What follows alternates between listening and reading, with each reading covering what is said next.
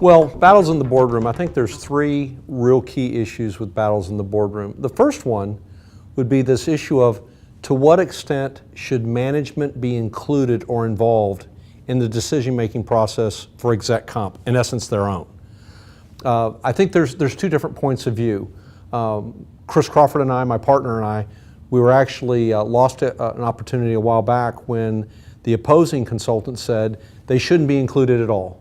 It was bad governance.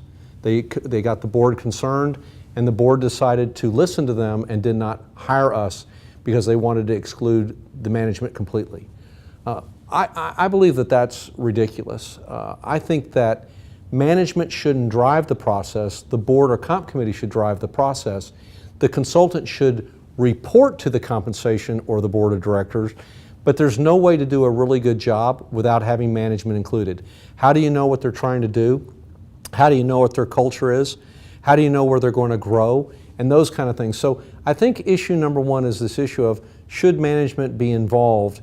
And if you think about them being excluded, absolutely not. Should they drive the process? Absolutely not. It should be somewhere in between. And I think if you do that, sure, you'll have gaps between where maybe the comp committee or the board's going and where management is, but those are good gaps to have, and to exclude them, you won't even know what the gaps are. So from a best practice perspective, we think that they shouldn't drive it, but they shouldn't be excluded. They should be included to basically get their point of view. One of the next battles that's out there that seems to be on everybody's mind, as a matter of fact, after at our presentation today, people asked this question. It's the issue of retention plans. Do retention plans work? And right now, for sure in the energy industry, there's a lot of them. It's kind of interesting when you think about retention plans because, you know, we've used long-term incentive awards for many, many years as a form of retention. So we know that the importance of retention is there. Now the question is, do retention awards in and of themselves, are they important? And I think what people mean by that when they ask that question is, you know, if I want to keep you, Barry, and I want to sit there and say, I want you to stay another 18 to 24 months and not leave, will I pay you something during that period of time above and beyond your base bonus in the long term? Usually the way Chris and I design it is we'll have it like every 6 months over 18 months or every 6 months over 24. And we might actually, if it's 18, 24 months, maybe pay 25, 25, and 50. But the ability to glue people into the seat is very important. Why? It's so dang expensive to replace people. We need to keep that intellectual capital there, so why not actually add something? Now there's a downside to it too, and that is once you're done with paying that retention award, there's almost this common occurrence by people to say, okay, when do I get my next retention award? And usually a retention award to be effective is only for a period of time when you need to keep them. If you really have to have base, bonus, long-term, and a retention award continuously, then you're obviously not doing something good here. So in our mind, a retention award for a period of time to keep people glued, to get those other programs working and get the culture set, absolutely key. And from a board's perspective, this issue of retention comp, it's kind of interesting because sometimes boards will say, why in the world, especially if I'm in a downturn in my business or even in my company, why would I spend more money to keep people? It feels like you're throwing good money after bad. And so from a board's perspective, they're kind of trying to make sure they weigh the issue of keeping good people to turn the company around versus spending money that they are thinking that they shouldn't pay. So the board really needs to make sure that they realize unless they want to drive the company themselves, they're going to need good people to do that and to basically make sure that those people don't leave. And you got to remember, usually after a lot of reductions in forces like energy's going through, only the cream of the cream is still standing.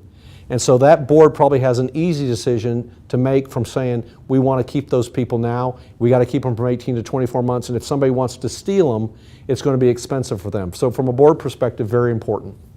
Another one of the issues that's probably maybe the number one issue that Chris and myself and our company are going through is this issue of incentive compensation, formula versus discretion. Clearly over the years, especially with ISS and the SEC and people, they've really worked hard for companies to adopt full formula. It's something that they say, you know, at least the employee knows what they're working towards. It's something that you can communicate. It really, really sounds good on paper. On the other hand, there's this issue of discretion. And there's a lot of things that from a formula perspective that you can't get into a formula. How did that person communicate? How did they lead? How do they basically work with shareholder interest? There's so many intangibles that just can't be put into a formula that you got to be able to think about that. And so a lot of companies like to err on complete discretion, especially private companies out there and not-for-profits. And a lot of public companies in the Fortune 250 love formula. They like to go over here to almost full formula. You know, from our perspective, you got to have the mix of both. Formulas are good, but as the energy industry just recently found out, they were looking at paying 200 to 300% of base salary because the formulas had been met with the annual incentive. However, the stock had gone down 60, 70%. To pay those formulas would have been really, really bad. And so they had to add an element of negative discretion. On the other hand, a lot of companies out there find themselves not hitting threshold, but they know that their executive team did a good job, and they'll bring in the concept of positive discretion. You know, from our perspective, we really believe that a company, a board of directors, when they're thinking about it, they can't take away them. They're really good. They know the business. Their ability to basically eyeball the situation and make a good determination, i.e. discretion, we think is very, very important. And if you look at the way plans are written, both short and long term, it does say that no matter what the formula is, no matter what you've done in the past, the board of directors still has to act in the best interest of that company. So it's interesting, there's always that element of discretion overriding anything if you read the fine print.